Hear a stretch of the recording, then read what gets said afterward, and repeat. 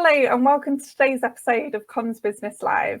I'm Charlotte, editor of Comms Business, and this episode will bring you an insight into how channel companies can successfully implement contact centre as a service solutions for their customers. I'm delighted to be joined by Scott Rixon, Solutions Director at Evolve IP. Welcome to the show, Scott. Thank you very much. Thanks for joining us today. And we will be touching on Evolve IP's recent launch of its own contact centre as a service, or CCaaS solution, earlier this year. Anywhere Contact Centre looks to provide the channel with a reliable contact centre solution for business. And this is an important part of many reseller and MSP portfolios, especially at a time when 65% of consumers would prefer to receive fewer, more tailored communications through one preferred channel. This conversation will dive into the CCaaS market and provide you with some guidance on how you can successfully implement these solutions. So as a starting point, Scott, what trends are you seeing within the CCaaS space? As you say, it's quite simple, I think. More and more people are expecting to be met by the contact center where they want to be met. So we're seeing a lot of demands around chat and email, the obvious two that people want to add, but then the social channels. I think particularly in the UK market and the European market, WhatsApp's huge as a communication platform.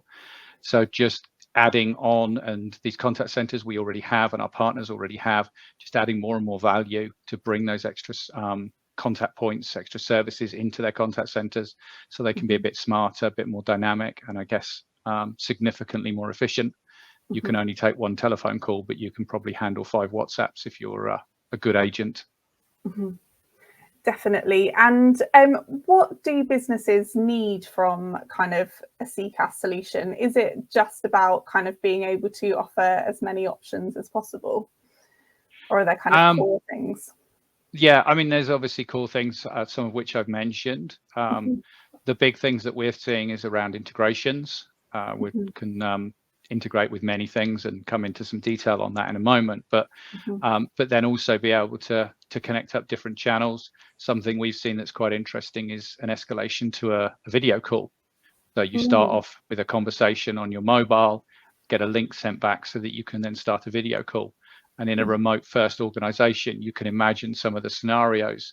You could go and actually look at maybe a sofa, because the agent could then use that video to invite you to a video call, show you around something that you're interested in. Maybe in the automotive market, same thing. You could walk around a car if there's something that you're interested in.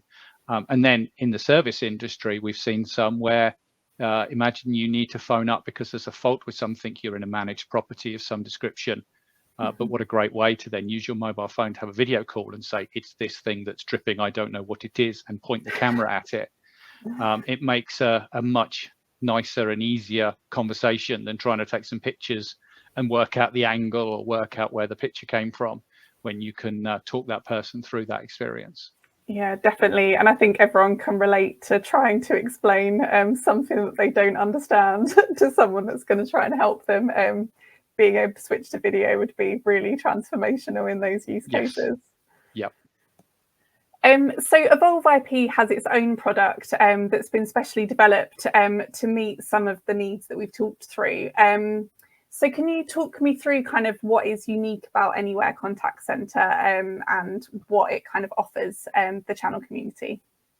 Yeah, I mean, it's just building on our success in the UCaaS market, but we have our own team of in-house developers. So we will very much work with the partner to work with the customer to go through the requirements, and then we can build something bespoke, something unique on top of the core platform.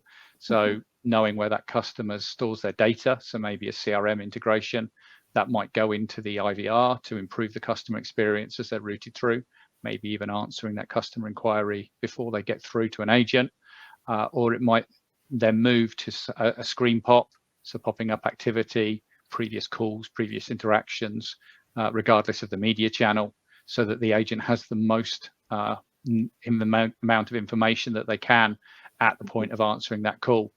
Again, we've all been through that scenario where the agent answers the phone. You have put a lot of information in, and then they start with, "Who are you?" Well, you should know their name by that point, and you probably should have a good idea of why they're calling. So if we can get that data to the agent at that point of answering the phone, you're massively going to increase efficiency, so reduce the call time, but also drive up customer satisfaction because they're not having to repeat themselves. Definitely. And where does CCaaS sit within kind of the overall tech stack? And how can it kind of fit into a business's overall communication strategy? I think if any business of any size looks at themselves, even if they don't think they've got a contact center, there's one there somewhere. Whether it's as simple as a finance team that are trying to take payments or a sales team that want to take calls, but most will have some level of customer service or marketing function that should be able to deal with these different channels and should be able to take these calls in these different places, and just providing a much richer experience for the customer base. And that's where we found it's important as the UCaaS grows, the size of the users within our UCaaS deployments is climbing. We're finding more of those contact centers and enabling them to talk to their customers in the right place.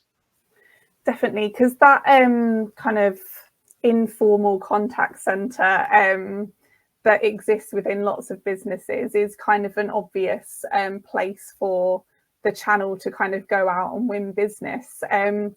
How can they kind of go about identifying those? Is it just about talking to their customers and kind of understanding what the operations look like internally and what solutions they're currently using? Very much so. I would also add there's nothing like getting a bit of data. So if you can talk to that customer and maybe get some reporting if they don't have any reporting on, it's great to walk in and have some hard facts.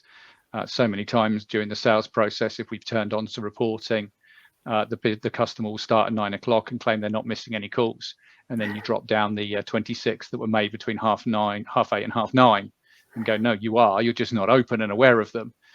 So having those stats is a real driver. But yes, mostly about talking to them, understanding their business, understanding their workflows, and flagging up those questions of what happens if that person isn't there, what happens if they're away on holiday, how are you handling that call, which, as you say, is kind of where the informal ones start to creep out. Absolutely. And finally, what would you say kind of are the key ingredients for a successful CCaaS implementation? So once channel companies have kind of found the opportunity, work with the customer, how can they kind of take that through to really delivering on the customer experience?